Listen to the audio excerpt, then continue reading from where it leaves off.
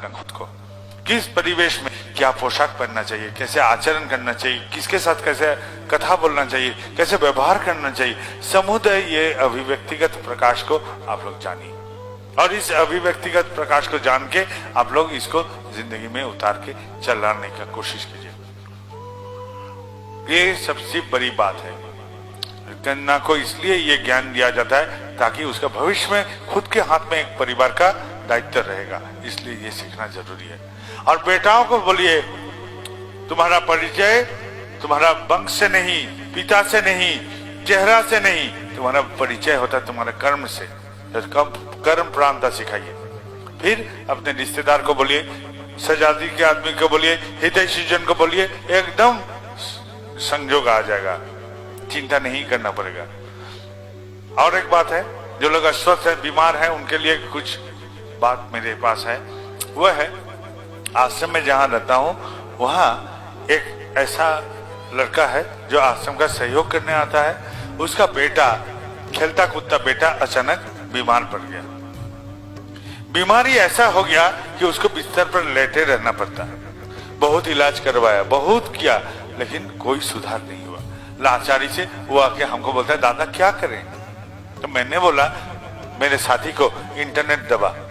Internet में दबाते गया और ये जो बोलेगा उसको लिखते जा। लिखते गया, लिखते लिखते जो रोग निर्णय किया इंटरनेट ने वो अद्भुत था।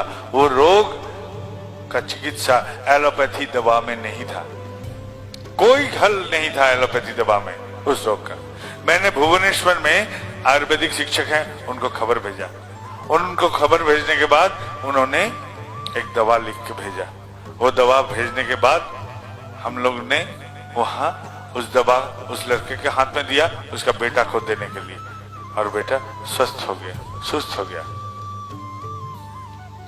तो यही मेरा बात है, यही मेरा कथा है, यही मेरा उपाय है। तो ये चीज हमको पहले जानकारी लेना चाहिए, मेरा हुआ क्या है। मेरा जो हुआ है उस अनुसार हम लोग चिकित्सा कराएंगे, उस अनुसार हम लोग कुछ अपना सोच विचार करेंगे, फिर अपने डॉक्टर के पास जाइए।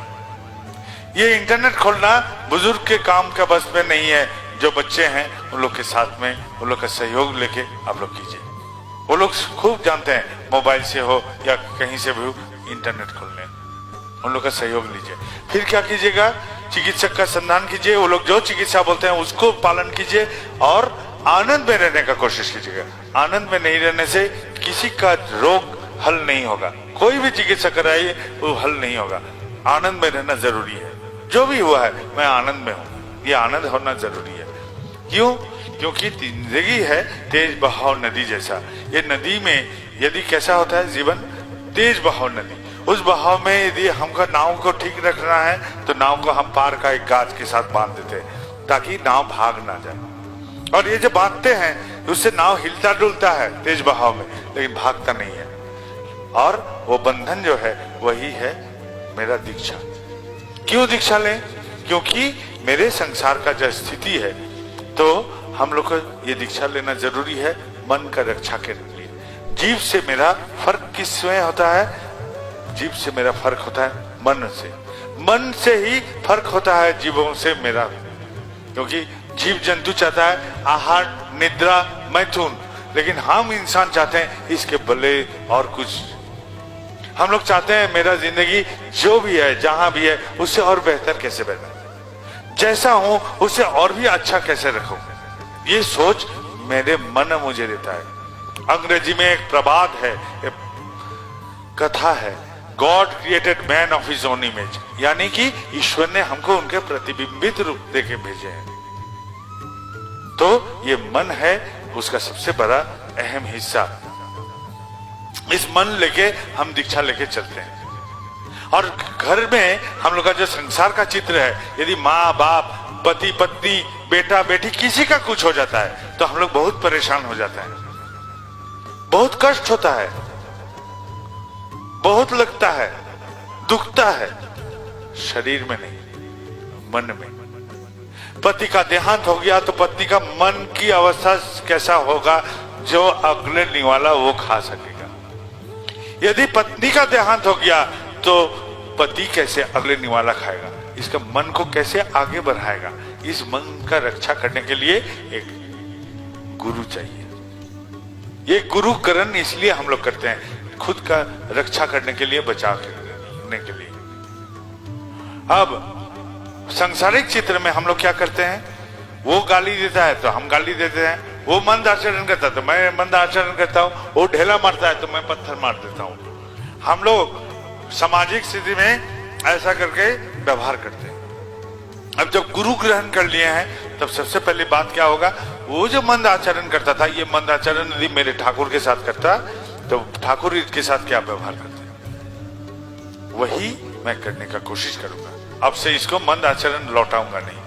वो गाली दिया, वो गाली यदि ठाकुर को देता तो ठाकुर क्या व्यवहार उनको देते, वही व्यवहार मैंने इनको दूंगा। वो पत्थर मारा था, मैं भी पत्थर मार दिया उसको, अभी पत्थर के बदले पत्थर या ढेरा नहीं मारूंगा, बल्कि ये पत्थर यदि ठाकुर जी को मारता तो ठाकुर जी जो व्यवहार इनको लौटाते वही व्यवहार मैं करूंगा। बुद्धि से ये व्यवहार मैंने करना शुरू कर दिया।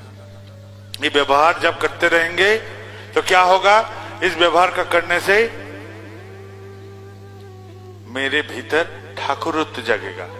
ठाकुरत्व जगना मतलब मैं ठाकुर को क्या समझता हूं और उस समझ के साथ मैं वैसा ही करने का कोशिश करता हूं, यही है ठाकुरत्व जगना। और ठाकुरत्व नहीं जगने से कोई मेरा केंद्र नहीं, कोई मेरा ठाकुर नहीं। ये जगना जरूरी है, ये रहना जरूरी है, यही है ठाकुरत्व जगना। ठाकुरत्व किस लिए जगाते हैं हम लोग, क्योंकि अज्ञानी वही है जो मंदिर में भगवान को खोजेगा, अज्ञानी वही है जो मूर्ति में भगवान खोजेगा, जो मनुष्य में भगवान खोजेगा, और ज्ञानी वही है जो खुद के भीतर उनको जागृत करेगा। मंथन करने से जैसे ननी का उत्थान होता है, ननी जब पाते हैं हम लोग, मक्खन मिलता है मंथन करने से, तो वैसा ही हम मंथन करेंगे खुद को, और इस मंथन से गुरु का एक एक बात, एक एक चीज चरित्रगत करने की कोशिश करते रहता हूं। ये जो चरित्रगत करते रहता हूं पहले बुद्धि से, फिर एक दिन वो संस्कार में बदल जाता है। संस्कार क्या है, बुद्धि भी क्या है, बुद्धि है जो हमको हाँ ना के समझ में लेके सही दिशा देता है, वही है बुद्धि। और संस्कार क्या है, संस्कार सीधा ढंग से बोले, हम पैखाना में जो जाते हैं सोच करके लौटते हैं, भूलते नहीं है, सोच करना भूल नहीं जाते हैं, वो संस्कार में बदल गया। यही है, सीधा बात से बोलिए तो संस्कार यही है, जिसको सोचना नहीं पड़ता, जो ऑटोमेटिक होगा, सतह होगा, वही है संस्कार। सीधे ढंग से बोले तो यही संस्कार है।